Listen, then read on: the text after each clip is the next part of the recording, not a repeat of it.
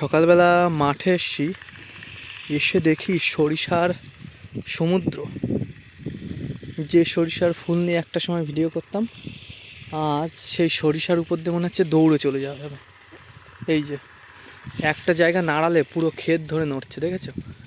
আমি এখানে হাত দিয়ে নাড়াচ্ছি তো পুরো ক্ষেত ধরে কিন্তু নড়ছে, এত বিষয় ঠেলে ঠেলে যেতে হচ্ছে। কৃষকের এবছর সৌভাগ্য, আমাদের এখানে 3-4 বছর জলের কারণে ফসল হয়নি, শীতকালীন ফসল, কিন্তু এই বছর এত সরিষা হয়েছে। কিন্তু কৃষকের ফসলের সৌভাগ্য বাড়লেও দামের কিন্তু দুর্ভাগ্যতা নেমে আসে। কারণ যে বছর ফসল সবচেয়ে ভালো হয় সেই বছর ফসলের দাম পুরো একদম পড়ে যায়। যখন ফসলের কম হয় তখন কিন্তু ফসলের দামটাও বজায় থাকে। এই চতুর্দিকে শুধু শস্য ক্ষেত, দিগন্ত বিস্তৃত, শস্যের সমুদ্র।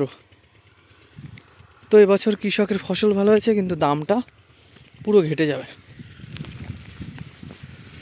বড় লোক হচ্ছে যারা কেনে, মাঝখানে যারা মিডিল ম্যান থাকে তারাই কিন্তু কৃষকের ফসল কিনে বাড়ি গাড়ি করে।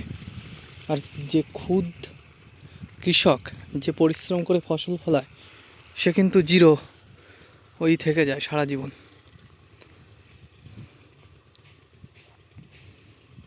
এখানকার যে মাটি ফেটে গেছে, এই দৃশ্যটাও অপূর্ব। মানুষের জীবনে বুক ফাটা কষ্টের মতো মাটি ফেটে চৌচুর।